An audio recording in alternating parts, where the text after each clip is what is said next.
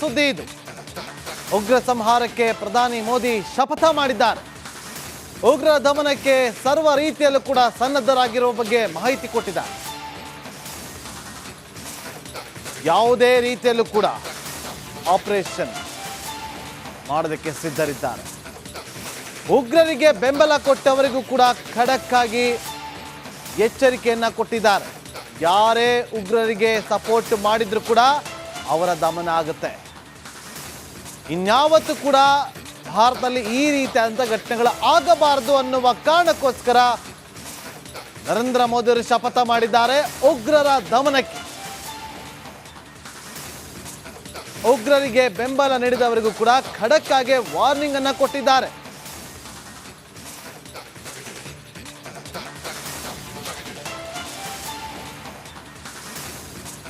Complete commit ಆಗಿದ್ದಾರೆ. ಯಾರೆಲ್ಲ ನಮ್ಮ ಭಾರತೀಯರನ್ನ ಕೊಂದ್ರೋ ಅವರ ಹುಟ್ಟಡಗಿಸುವ ಕೆಲಸವನ್ನ ಖಂಡಿತವಾಗಿಯೂ ಕೂಡ ಭಾರತ ಮಾಡುತ್ತೆ ಅಂತೇಳಿ ಶಪಥ ಮಾಡಿದ್ದಾರೆ. ಭಾರತ ಸರ್ಕಾರ ಎಲ್ಲ ಆಕ್ಷನ್, ಸರ್ವ ರೀತಿಯಲ್ಲೂ ಕೂಡ ಆಕ್ಷನ್ ತೆಗೆದುಕೊಳ್ಳೋದಕ್ಕೆ ಅವ್ರಿಗೆ ಸೂಚನೆ ಕೂಡ ಕೊಟ್ಟಿದ್ದಾರೆ, ಶಪಥ ಮಾಡಿದ್ದಾರೆ. ಖಂಡಿತವಾಗ್ಲೂ ಕೂಡ ನಾವು ಎಲ್ಲ ರೀತಿಯಾದಂಥ ಸರ್ವ ರೀತಿಯಲ್ಲೂ ಕೂಡ ಆಪರೇಷನ್ ಮಾಡೇ ಮಾಡ್ತೀವಿ ಅಂತ. ಉಗ್ರರ ಜಾಲ ಸರ್ವನಾಶಕ್ಕೆ ಪ್ರಧಾನಿ ನರೇಂದ್ರ ಮೋದಿ ಅವರು ಶಪಥ ಮಾಡಿದ್ದಾರೆ, ಪ್ರತಿಜ್ಞೆ ಮಾಡಿದ್ದಾರೆ. 28 ಜನರ ಬಲಿಯನ್ನು ಪಡೆದಂತಹ ಆ 4 ಜೊತೆಗೆ ಆ 4ರಿಗೆ ಸಪೋರ್ಟ್ ಮಾಡಿದಂಥ ಕ್ರಿಮಿಗಳು, ಆ ಕ್ರಿಮಿಗಳ ಹಿಂದೆ ಇದ್ದಂಥ ಆ ಉಗ್ರ ಸಂಘಟನೆ ಯಾವುದೇ ಇದ್ರೂ ಕೂಡ ಅವರ ನೆಲೆ ಧ್ವಂಸ ಮಾಡೋವರೆಗೂ ಕೂಡ ಸುಮ್ಮನೆ ಇರೋದಿಲ್ಲ ಅಂತೇಳಿ ಖಡಕ್ ಎಚ್ಚರಿಕೆಯನ್ನ ಕೊಟ್ಟಿದ್ದಾರೆ. ಪ್ರಾಮಿಸ್ ಮಾಡಿದೆ ಕೇಂದ್ರ ಸರ್ಕಾರ. ಉಗ್ರ ದಮನಕ್ಕೆ ಪ್ರಾಮಿಸ್ ಅನ್ನ ಮಾಡಿದ್ದಾರೆ, ಪ್ರತಿಜ್ಞೆಯನ್ನ ಮಾಡಿದ್ದಾರೆ ಮೋದಿ ಅವರು. ಸೌದಿ ಅರೇಬಿಯಾ ಪ್ರವಾಸದಲ್ಲಿದ್ದಂಥವರು ಅದನ್ನು ಮೊಟಕುಗೊಳಿಸಿ ಭಾರತಕ್ಕೆ ವಾಪಸ್ ಬಂದಿದೆ. ಈಗ ಅಧಿಕಾರದ ಜೊತೆ ಹೈ ವೋಲ್ಟೇಜ್ ಮೀಟಿಂಗ್ ಅನ್ನ ಮಾಡಿ ಪಾಕ್ ಮತ್ತು ಉಗ್ರ ನಡುವಿನ ಸಂಪರ್ಕಕ್ಕೆ ಕೂಡ ಕತ್ತರಿ ಹಾಕೋದಾಗಿ ಶಪಥ ಮಾಡಿದ್ದಾರೆ.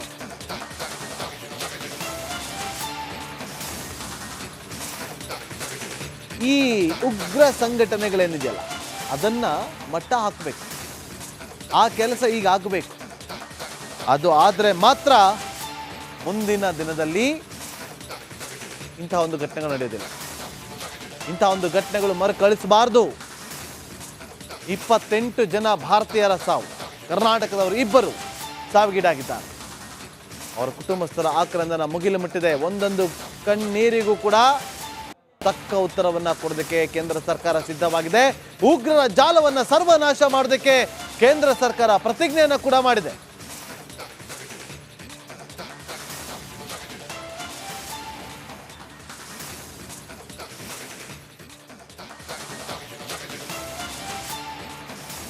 ಒಂದು ಬ್ರೇಕಿಂಗ್ ನ್ಯೂಸ್. ಉಗ್ರ ದಾಳಿ ವಿರುದ್ಧ ಕೇರಳದ Narendra Modi surgical strike, air strike ಇನ್ನು ಸಾಲದು, ಪಾಕಿಸ್ತಾನಕ್ಕೆ ಪಾಠ ಕಲಿಸಲು ನಮೋ ತೀರ್ಮಾನ. ಪುಲ್ವಾಮಾ ದಾಳಿಗೆ ಪ್ರತೀಕಾರವಾಗಿ ಏರ್ ಸ್ಟ್ರೈಕ್ ಆಯಿತು. ಪುಲ್ವಾಮಾ ದಾಳಿ ನಡೆದ 12 ದಿನದ ಬೆನ್ನಲ್ಲೇ ದಾಳಿ ಆಯಿತು.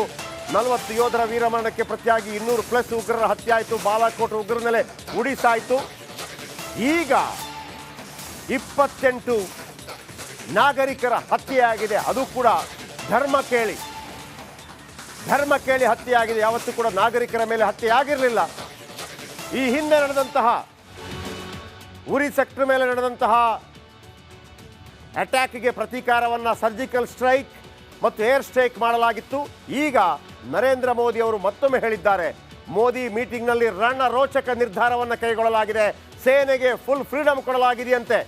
ಫುಲ್ ಫ್ರೀಡಮ್ ಇದನ್ನೇ ಬಯಸ್ತಾ ಇತ್ತು ನರೇಂದ್ರ ಮೋದಿ ಅವರಿಂದ ಇಡೀ ಭಾರತ ದೇಶ. ಈ ಹಿಂದೆ ಪುಲ್ವಾಮಾ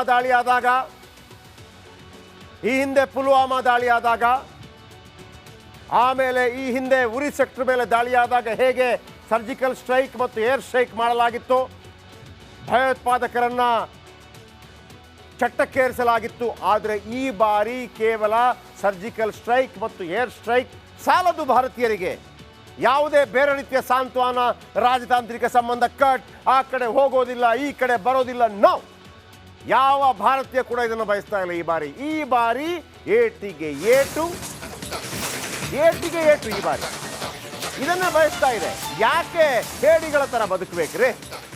ಯಾವನು ಹೇಡಿಗಳ ತರ ಬದುಕೋದಕ್ಕೆ ರೆಡಿ ಇಲ್ಲ. ಆ ತರ ಯಾಕೆ ಬದುಕಬೇಕು? ಈಗ ಉಗ್ರ ನಿಗ್ರಹಕ್ಕೆ ಯಾವ ಕಾರ್ಯಾಚರಣೆಯಾದರೂ ನಡೆಸಿ ಸೇನೆಗೆ ಸಂಪೂರ್ಣ ಅಧಿಕಾರ ಕೊಟ್ಟಿದ್ದಾರಂತೆ ನರೇಂದ್ರ ಮೋದಿ. ಬಂದೂಕಿಗೆ ಕೆಲಸ ಕೊಡಲಿದೆ ಭಾರತದ ಸೇನೆ. ಉಗ್ರ ವಿರುದ್ಧ ನಿರ್ಣಾಯಕ ಸಮರಕ್ಕೆ ಮೋದಿ ಶಂಖನಾದ. ಸೇನೆ ಅವತ್ತಿನಿಂದ ಹೇಳ್ತಾ ಇತ್ತು ನಮಗೆ ಫುಲ್ ಫ್ರೀಡಮ್ ಕೊಟ್ಟು ನೋಡಿ ಅನ್ನುವಂಥದ್ದು. 1971ರಿಂದ ಇದೇ ಪರಿಸ್ಥಿತಿ ಆಗಿತ್ತು. ಯಾಕೆ ಅಂತಂದ್ರೆ ಒಂದು ಕಾಲದಲ್ಲಿ ಅವಕಾಶ ಕೊಟ್ಟಿದ್ರೆ POKಯನ್ನು ಯಾವತ್ತೇ ಭಾರತದ ವಶಕ್ಕೆ ಪಡೆಯಬಹುದಾಗಿತ್ತು. ಈಗ ಸೇನೆಗೆ ಸಂಪೂರ್ಣ ಅಧಿಕಾರವನ್ನು ಮೋದಿ ಕೊಟ್ಟಿದ್ದಾರೆ ಅನ್ನುವಂಥ ಮಾಹಿತಿಗಳು ಬರ್ತಾ ಇದೆ. ಸಂಪೂರ್ಣ ಅಧಿಕಾರ ಕೊಟ್ಟು ನೋಡಿ ಅನ್ನುವಂಥ ಮಾಹಿತಿಗಳು ಬರ್ತಾ ಇದೆ. ನಾವು ಏನು ಮಾಡ್ತೀವಿ ಅಂತ, ಯಾಕಂದ್ರೆ ಮುಂಬೈ ಅಟ್ಯಾಕ್ ಆದಾಗ, ವೀಕ್ಷಕರ ನೆನಪಿರಲಿ, UPA ಸರ್ಕಾರದ ಅವಧಿಯಲ್ಲಿ ಮುಂಬೈ ಅಟ್ಯಾಕ್ ಆದಾಗ, ನಾಗರಿಕರ ಮೇಲೆ ಅಟ್ಯಾಕ್ ಆದಾಗ, ನಾವು ಸಂದೀಪ್ ಉನ್ನಿಕೃಷ್ಣನ್ ಅವರನ್ನು ಕಳ್ಕೊಂಡಾಗ, ಅನೇಕ ಅಧಿಕಾರಿಗಳನ್ನು ಕಳ್ಕೊಂಡಾಗ ಆಗಿನ ಸರ್ಕಾರವಾಗಿದ್ದಂಥ ಮನಮೋಹನ್ ಸಿಂಗ್ ಒಂದೇ ಒಂದು ನಿರ್ಧಾರ ಕೈಗೊಳ್ಳಿಲ್ಲ. ಸೇನೆ ಹೇಳ್ತು ಅಟ್ಯಾಕ್ ಮಾಡ್ತೀವಿ ಅಂತೇಳಿ. ಗೊತ್ತಿದೆ ನಮಗೆ, ಒಂದು ಯುದ್ಧ ಆದರೆ ಒಂದು ದೇಶ 10 ವರ್ಷ 20 ವರ್ಷ ಹಿಂದಕ್ಕೆ ಹೋಗುತ್ತೆ. ಹಿಂದಕ್ಕೆ ಹೋದ್ರೂ ಪರವಾಗಿಲ್ಲ ಸರ್, ಹಿಂದಕ್ಕೆ ಹೋದ್ರೂ ಪರವಾಗಿಲ್ಲ. ಹೇಡಿಗಳ ಥರ ಬದುಕೋದು ಮಾತ್ರ ಬೇಡ. ಆ ಥರ ಬದುಕಬೇಕು, ಬೆಸ್ಟ್ ಆಗಿ ಬದುಕಬೇಕು. ಯುದ್ಧ ಬೇಡ, ಅಥವಾ ಅವರನ್ನು ಏನೂ ಮಾಡೋದು ಬೇಡ ಅಂತಂದ್ರೆ ಕೈ ಕಾಲು ಕಟ್ಟು ಮಾಡ್ಕೊಂಡು ಬದುಕಬೇಕಪ್ಪ. ಹಾಗಾಗಿ ನರೇಂದ್ರ ಮೋದಿ ಅವರು ಸೇನೆಗೆ ಸಂಪೂರ್ಣವಾಗಿ ಅವಕಾಶವನ್ನು ಕೊಟ್ಟಿದ್ದಾರೆ. ಈ ಹಿಂದೆ ಕೂಡ ಸೇನೆ ಪದೇ ಕೇಳ್ತಾ ಇತ್ತು ನಮಗೆ ಅವಕಾಶ ಕೊಡಿ ಅಂತ ಹೇಳಿ. POK, ಪಾಕಿಸ್ತಾನ ಆಕ್ಯುಪೈಡ್ ಕಾಶ್ಮೀರ್, ಈಗಲೂ ಕೂಡ ಹರಿ ಸಿಂಗ್ ಸಹಿ ಮಾಡಿರುವಂಥದ್ದಿದೆ. ಅದು ಭಾರತಕ್ಕೆ ಸೇರಬೇಕು ಅಂತ ಇದೆ. ಆದರೂ ಕೂಡ ಅದು ವಶಪಡಿಸಿಕೊಂಡು ಕೂತಿದೆ. ಅದನ್ನು ಅವರು ಆಜಾದ್ ಕಾಶ್ಮೀರ ಅಂತ ಕರೀತಾರೆ, ನಾವು ಪಾಕಿಸ್ತಾನ ಆಕ್ಯುಪೈಡ್ ಕಾಶ್ಮೀರ ಅಂತ ಕರಿತೀವಿ.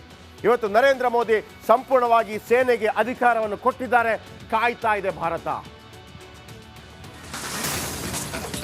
ಕಾಶ್ಮೀರದಲ್ಲಿ ಕಂಡು ಕೇಳರಿಯದ ಕಾರ್ಯಾಚರಣೆ. ಉಗ್ರರ ಪತ್ತೆಗಾಗಿ ಅಖಾಡಕ್ಕಿಳಿದ ಸೇನೆ, ಪೊಲೀಸ್ ಕಣಿವೆಯಲ್ಲಿ ಇಲ್ಲಿವರೆಗೆ 1500 ಜನ ವಶಕ್ಕೆ. ಉಗ್ರ ಹಿನ್ನೆಲೆ ಇರುವ 1500 ಜನರನ್ನು ವಶಕ್ಕೆ ಪಡೆಯಲಾಗಿದೆ. 1500 ಶಂಕಿತರ ವಿಚಾರಣೆ ನಡೆಸ್ತಾ ಇದ್ದಾರೆ 250 ಅಧಿಕಾರಿಗಳು. ಈಗಾಗಲೇ ಪ್ರತಿಯೊಬ್ಬರನ್ನ ಯಾರಿಗೆಲ್ಲ ಹಿನ್ನೆಲೆ ಇದೆ, ಯಾರಿಗೆಲ್ಲ ಉಗ್ರ ಹಿನ್ನೆಲೆ ಇದೆ, ಅವರೆಲ್ಲರನ್ನು ಕೂಡ ವಶಕ್ಕೆ ಪಡೆದು ತನಿಖೆ ನಡೆಸ್ತಾ ಇದೆ 250 ಅಧಿಕಾರಿಗಳು. ಈಗಾಗಲೇ 1500 ಜನರನ್ನು ವಶಕ್ಕೆ ಪಡೆಯಲಾಗಿದೆ. ಕಾರ್ಯಕ್ರಮ ನೋಡ್ತಾ ಇರುವಂಥ ಎಲ್ಲರ ಹತ್ರ ಕೇಳ್ತಾ ಇರೋದು, ಈ ಥರ ಅಟ್ಯಾಕ್ ಮಾಡಿಸ್ಕೊಂಡು, ಪೆಟ್ಟು ಹೊಡ್ಕೊಂಡು, ನಮ್ಮ ನಾಗರಿಕರನ್ನು ನಾವು ಕಳ್ಕೊಂಡು, ಆ ಥರ ಜೀವನ ಬೇಕಿದ್ರೆ ನಾವಂತೂ ನಡೀತೀವಿ ಇಸ್ರೇಲ್ ಮಾದರಿಯಲ್ಲಿ. ಬೇಕಿದ್ರೆ ನಮ್ಮನ್ನು ಸೈನ್ಯಕ್ಕೆ ಬಳಸ್ಕೊಳ್ಳೋದು